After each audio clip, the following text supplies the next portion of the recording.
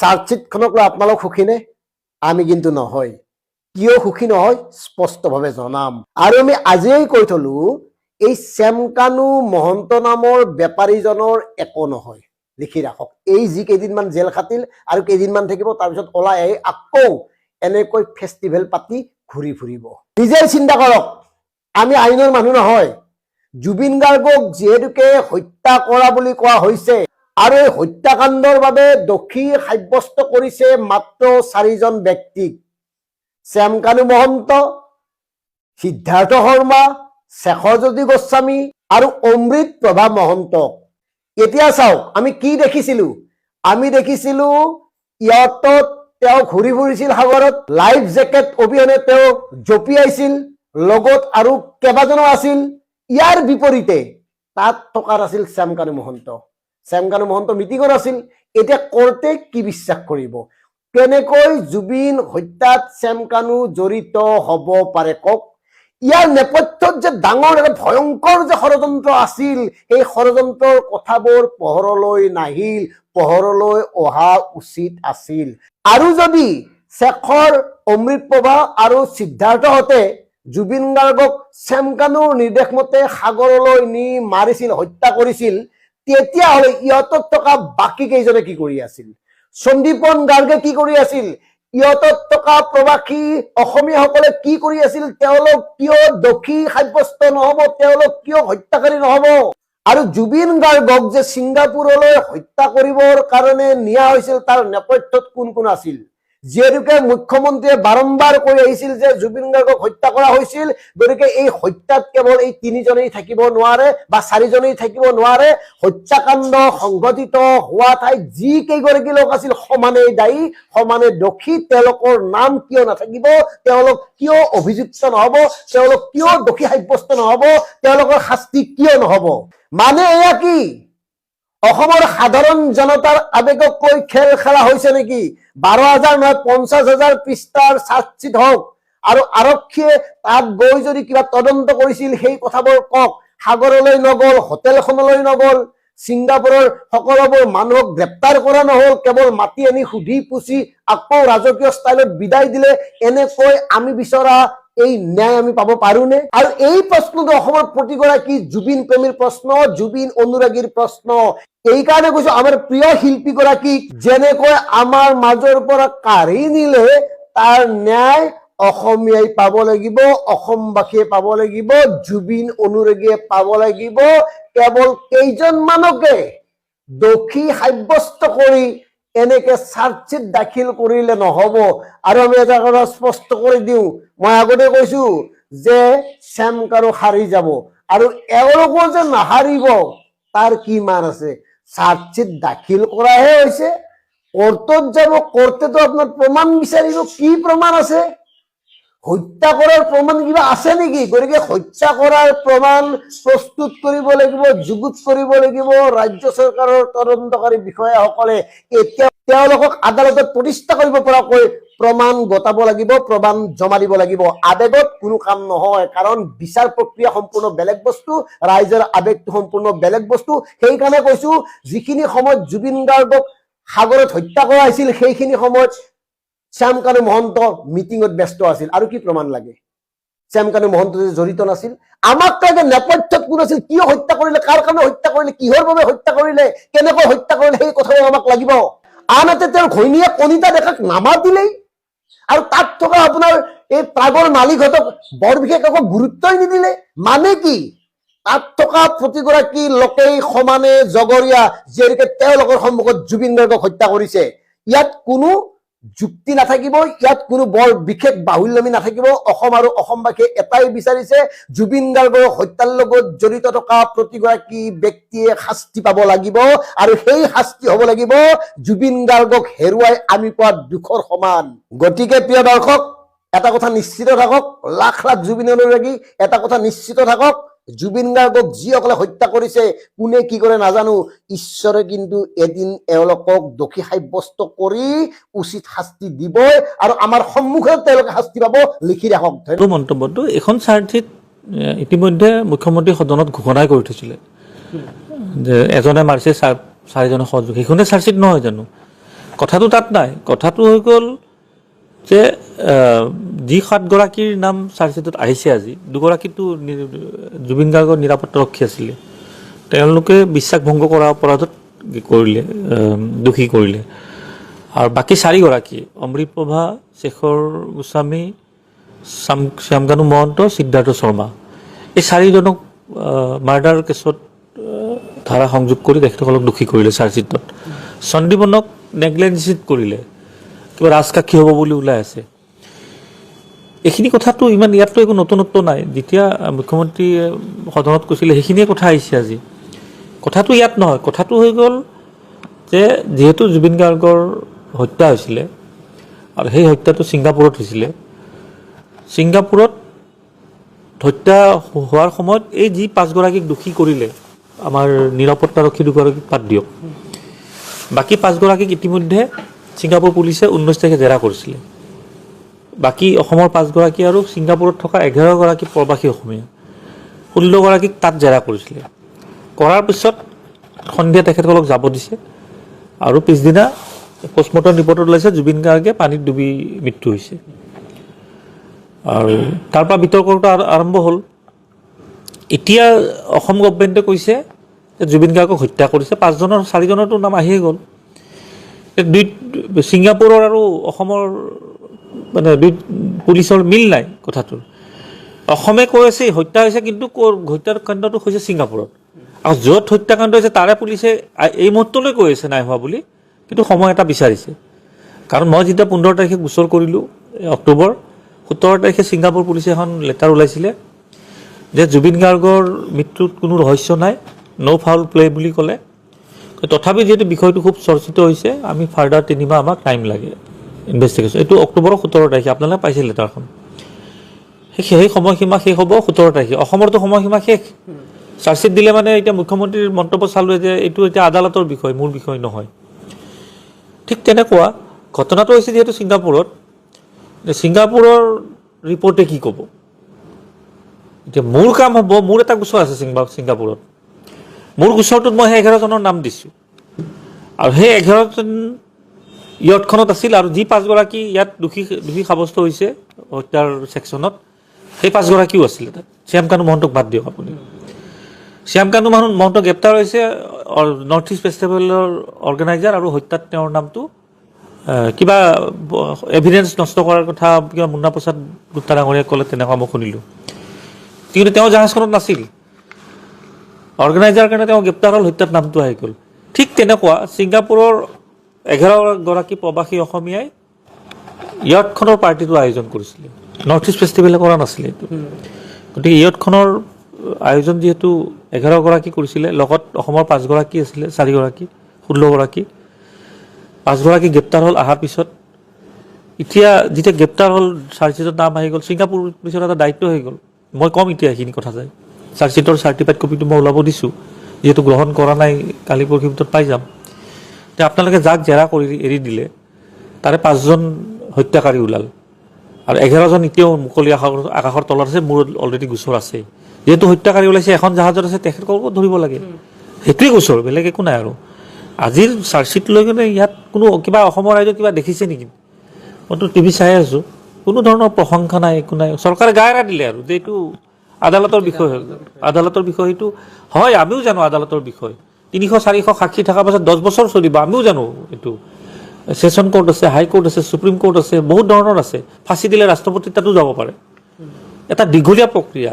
কিন্তু প্ৰক্ৰিয়াটোক একাংশক দোষী কৰি চাৰ্জশ্বিটত নাম দিছে, আৰু একাংশক কৰা নাই। একেলগে জাহাজখনত আছিলে, গোচৰটো তাত।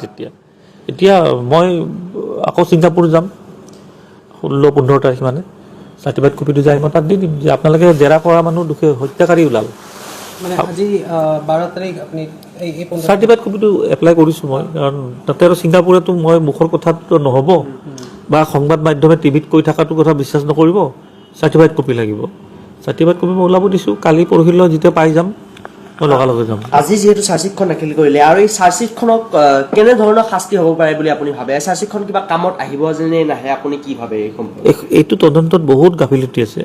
গতিকে এটা ধৰি লওক এনেকুৱাও হ'ব পাৰে যে আকৌ দ্বিতীয় চাৰ্জশ্বিট এখন দিম বুলি কোনোবা এটা চেনেলত দেখা পালোঁ, এতিয়া মোৰ এটা গোচৰ ইয়াতে মই CJM তাত কৰিম যে চাৰ্জশ্বিট যিহেতু ফাইল হৈছে আৰু মই ছিংগাপুৰত গোচৰ কৰিছিলোঁ 11গৰাকীও জাহাজত আছিলে কিন্তু সেই 11গৰাকীৰ নাম ইয়াতে চাৰ্জশ্বিটত অহা নাই ৰিইনভেষ্টিগেশ্যন কৰিব লাগে আকৌ এইটো মই ইয়াত CJM তাত কৰিম অলৰেডি মই পিটিশ্যন ৰেডি কৰিছোঁ এইটো এটা ভিডিঅ' দেখিলোঁ গৰিমাবোৰ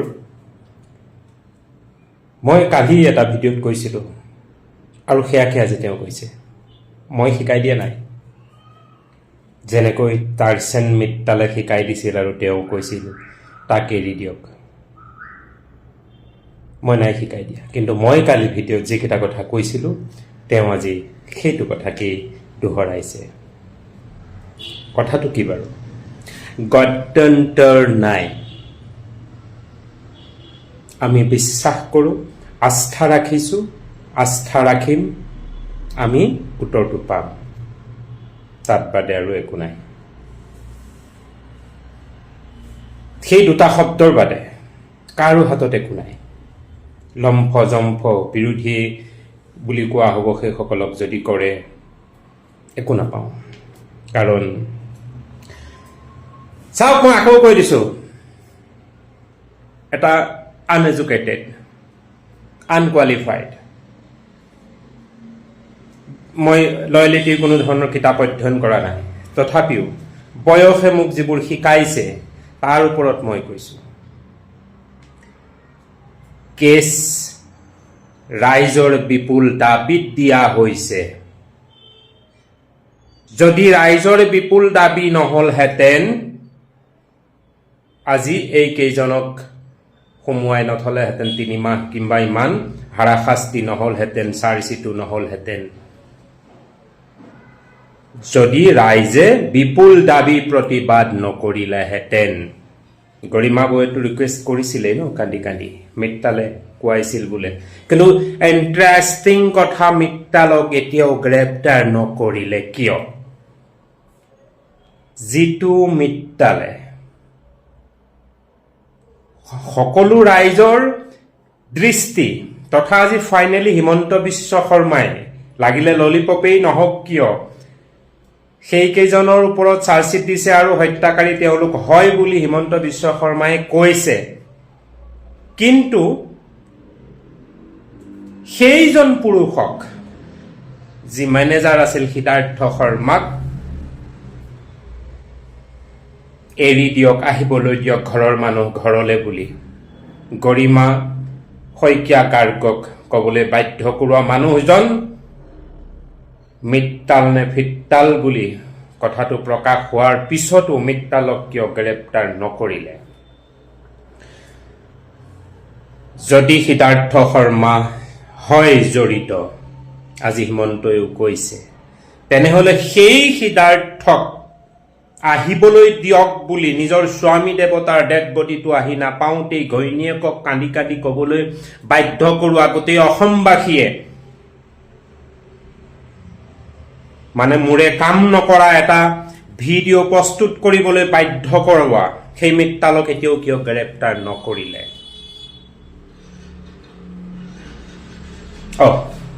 আচল কথাটো আহিছোঁ যিহেতুতো ললিপপ আৰু বহুত নাই কৰা কিবা আৰু নকৰিবলগীয়া বহুত কিবা কৰিছে কাৰণ ইয়াৰ ললিপপ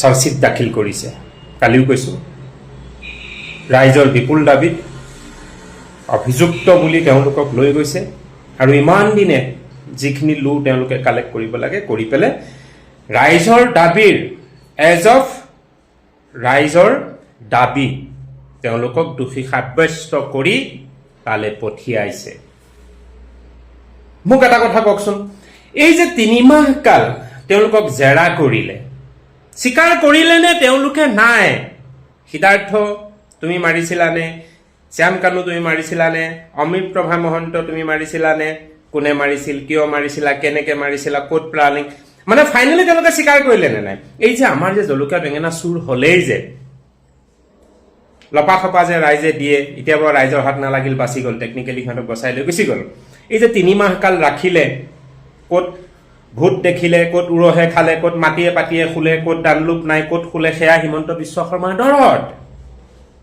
মই সুধিছোঁ লাও কোমোৱা বেঙেনা জলকীয়া চুৰ কৰা মানুহক যে পুলিচে কি বুলি কয় যে এইটো যে কি যে এটা কি বোলে এটা কি কি মানে এটা খুব হেৰি এটা দিয়ে তেতিয়াখিনি বোলে ঠিক হৈ যায় হৈ কাহে বোলে ইমান ৰাইজৰ বিপুল দাবী য'ত ফাইনেলি মুখ্যমন্ত্ৰীয়ে কৈ দিছে হয় মই সুধিছোঁ সেইকেইজন ব্যক্তি অভিযুক্তৰ ওপৰত এটামান চাপ টিকিলি পৰিল নে নপৰিল কিয় নপৰিল কাৰণ তেওঁলোক ডাঙৰ লেভেলৰ মানুহ ডিজিপিৰ ভায়েক আমাৰ হিমন্তই চিনিয়েই নাপায় তেওঁৰ লগত ঘূৰা পকা কৰা মানুহ হয়নে নহয় চেক হাতে হাতে আদান প্ৰদান কৰা এইবোৰ কেতিয়াবা ক'ৰবাত কেনেবাকৈ হৈছিল চিনি নাপায় ন গতিকে তেওঁলোকক এটাও টিকিলি নপৰিল মই সুধিলোঁ নালাগে টিকিলি পৰিবলৈ ডাঙৰ মানুহ জলকীয়া বেঙেনা চোৰবিলাককে কি ডিগ্ৰী ধাৰা লগাই পেলাই যে বোলে তেওঁলোকক সৈ কঢ়ায় এতিয়া তেওঁলোকক সৈ কঢ়ালে নে কাঢ়িলে নে নাই এই যে 3 মাহ কাল লগালে চাৰ্জশ্বিট 3500 পেজৰ কিবা কিবি যে হেনটেন তেনটেন কৰিলে এক ট্ৰাং যে লৈ গৈছিলে মই সুধিছোঁ তেওঁলোকে স্বীকাৰ কৰিলে নে নাই যদি স্বীকাৰ কৰিলে তেতিয়াহ'লে শাস্তিটো মাত্ৰ কৰোঁতে দিব আৰু তেতিয়া আমি জানি আছোঁ শাস্তিটো কি হ'ব কিন্তু তেওঁলোকে স্বীকাৰ কৰিলে নে নাই এই কথাটো জনালে নে জানিলে নে আপোনালোকে নাই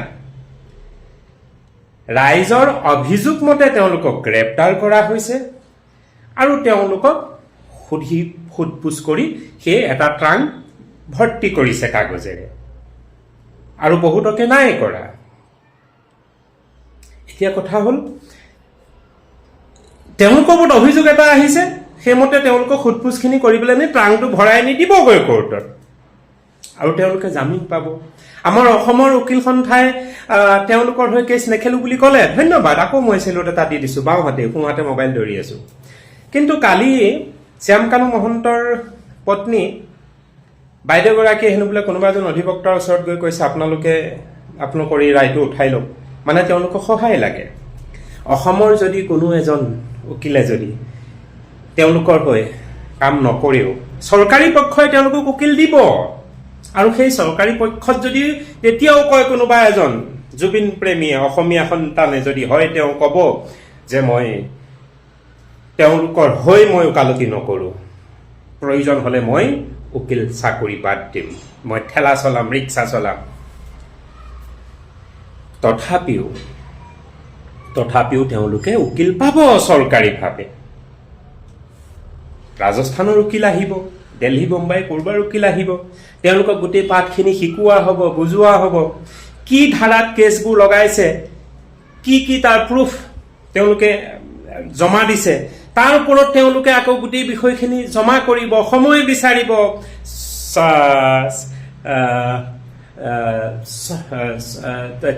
কি নাম আছিলে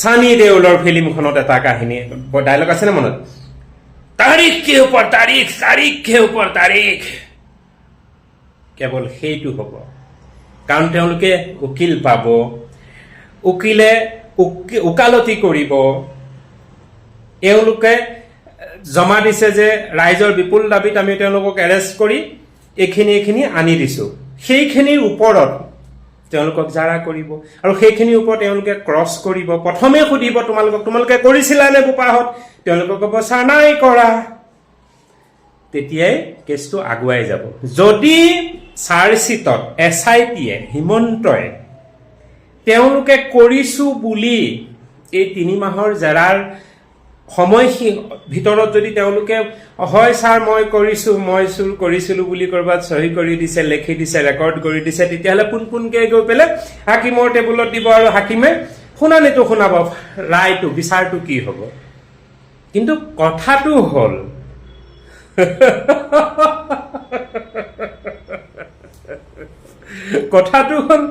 এই 3 মাহ যে তেওঁলোকক ৰাখিলে তেওঁলোকে স্বীকাৰ কৰিলে নে যে মই কৰিছিলোঁ বা নাই কৰা তেওঁলোকৰ উত্তৰটো এইটোৱে হ'ব যে তেওঁলোকে নাই কৰা আৰু এতিয়াও তেওঁলোকে ক'ব ছাৰ নাই কৰা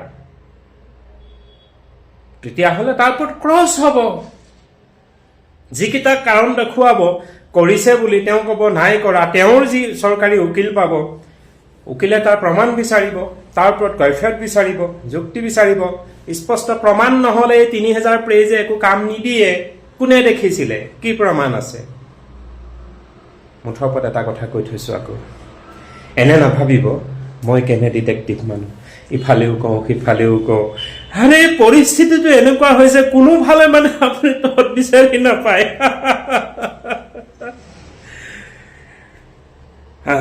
জুবিন গাৰ্গৰ হত্যা এটা ডাঙৰ চক্ৰ। এইটো কি বাৰু? জোনমণি ৰাভাৰ চক্ৰটো পাৰ হৈ গ'ল নাপালোঁ। মই কিন্তু কৈ থৈছিলোঁ অসুবিধাৰে ৰাজীৱ খদিয়াৰ যে মৃত্যু হ'ল, তাত অৱশ্যে কিছু কথা জুবিন গাৰ্গৰ ওপৰতো আমাৰ খুব সেই সময়ত প্ৰত্যেক অসমীয়াই কৰিছিলে, কাৰণ তেওঁ এজন বিশেষ মৰমৰ শিল্পী হিচাপে আন এজন শিল্পীৰ ওপৰত যি ব্যৱহাৰটো কৰিব লাগিছিল তাক কৰা দেখা নগ'ল। আৰু সেই কথাতে আজি বহুজনে অৱশ্যে অগল পগলো বকি আছে। নহয়, ঘৰৰ কোনোবা এটা সন্তান সৰু হওক কোনোবা এটা ডাঙৰ হওক, যেতিয়া ভুল দেখা হয়, তেওঁ যিমানেই ভাল গুণবোৰ নাথাকক তেওঁৰ ওপৰত কিছু তেনেধৰণে ভাল পোৱা থাকে কাৰণে হৃদয়ত বহু কথা কোৱা যায়। কিন্তু ইয়াৰ অৰ্থ এইটো নহয় যে তেওঁক কোনোবাই বেয়া পায়। আচ্ছা, এতিয়া কথাটো আহিছোঁ, জুবিন গাৰ্গৰো হত্যা হ'ল, মই কৈছিলোঁ ৰাজীৱ খদিয়াৰো হত্যা হ'ল, জোনমণি ৰাভাৰো হত্যা হ'ল। অসম আন্দোলন, ভাষা আন্দোলন হৈ গ'ল, সিদিনা শ্বহীদ দিৱস হ'ল। এইবোৰ কিন্তু হত্যা হ'ল। কোনে কৰিলে? অসমীয়াই কৰিলে, কংগ্ৰেছ। তেওঁ কোন আছিল? হিতেশ্বৰ শইকীয়া। কোনোবা বাংলাদেশী আছিল নেকি? নাই নহয়। ইৰাণৰ পৰা অহা আছিল নেকি? নাই নহয়। তেওঁ অসমীয়া আছিল। তাৰপিছত প্ৰফুল্ল মহন্ত ককাইদেউ কি কৰিলে? গুপ্ত হত্যা কৰিলে। কোন তেওঁ? অসমীয়া মহন্ত। গগৈ ছাৰে কি কৰিলে? ভৰাই দিলে। সৰ্বাদাই কি কৰিলে? তাৰপিছত এতিয়া মামা কি কৰিছে? কেৱল ঢুং কৰি আছে, ঢুংগি কিছু কাম কৰি আছে, কিন্তু সেই কামবোৰ আচলতে ঢুংগি, তাত বাদে একো নহয়। কাৰণ 26 লাগে, সকলোবোৰ অসমীয়া। ৰাজনীতি কেৱল গাদী লাগে, নিজৰ মুনাফা আদায় লাগে, তাৰ কাৰণে কোনোবা বলিকা বকৰা হৈ গৈছে, গৈ থাকক। আৰু এতিয়া যে আমাৰ কিছুমান যে চিঞৰি বাখৰি আছে, সিহঁতৰ উদ্দেশ্য সেয়াই, বেলেগ একো নাই। নিৰ্ভীকভাৱে সততাৰে যি মাত আগবঢ়াইছে, তেওঁ সদায় বলিকা বকৰা হৈছে। কোনে খাইছে? কোনে মাৰিছে? নিজৰ মানুহেই মাৰিছে। অসমীয়াই অসমীয়াক মাৰিছে, আৰু অসমীয়াই আমি কান্দিছোঁ। তাত বাদে একো নাপাওঁ। জুবিন গাৰ্গৰ মৃত্যুৰ ন্যায় আমি একো নাপাওঁ। তেওঁ উকিল পাব, উকিলে ওকালত কৰিব, নিৰ্দোষী হ'ব। প্ৰমাণ নাই। জনগণে উচুপিছে জুবিন দাক হেৰুৱাই, ইমান দিনে কিয় বাৰু ন্যায় পোৱা নাই। জনগণে উচুপিছে জুবিন দাক হেৰুৱাই, ইমান দিনে কিয় বাৰু ন্যায় পোৱা নাই। জুবিন দা নোহোৱা আজি বহুদিনেই হ'ল, ছিংগাপুৰৰ ঘটনাটো এন্ধাৰতে ৰল। বহুতৰে ভেকু ভাওনা বহু বাঢ়ি গ'ল, আচল উদ্দেশ্যটো যেন কৰবাতে ৰল। কিমান দিনলৈ নিব ন্যায় চোচৰাই, নাপাব নে কি ন্যায় প্ৰাণৰ জুবিন দাই। জনগণে উচুপিছে জুবিন দাক হেৰুৱাই, ইমান দিনে কিয় বাৰু ন্যায় পোৱা নাই। জনগণে উচুপিছে জুবিন দাক হেৰুৱাই, ইমান দিনে কিয় বাৰু ন্যায় পোৱা নাই। জুবিন ক্ষেত্ৰত প্ৰয়োগ হ'লগৈ জনগণৰ বাধা, কোনোৱে ঢালিছে মদ, কোনোৱে ঢালে চাধা। কোনেনো কৰিছে এই ঘৃণনীয় কাম, নকৰিব তেনে কাম, নকৰিব বদনাম। আমাৰ প্ৰাণৰ জুবিন দা আছিল ভগৱান, জুবিন দালৈ যাচিছো শতকোটি প্ৰণাম। জনগণে উচুপিছে জুবিন দাক হেৰুৱাই ইমান দিনে কিয় বাৰু ন্যায় পোৱা নাই জনগণে উচুপিছে জুবিন দাক হেৰুৱাই ইমান দিনে কিয় বাৰু ন্যায় পোৱা নাই অসমীয়াৰ আবেগৰ কি একো মূল্য নাই সকলোৱে কান্দি পৰি আজি নিৰূপায় কেতিয়ালৈ পাব বাৰু জুবিন দায়ে ন্যায় জনগণে উচুপিছে জুবিন দাক হেৰুৱাই ইমান দিনে কিয় বাৰু ন্যায় পোৱা নাই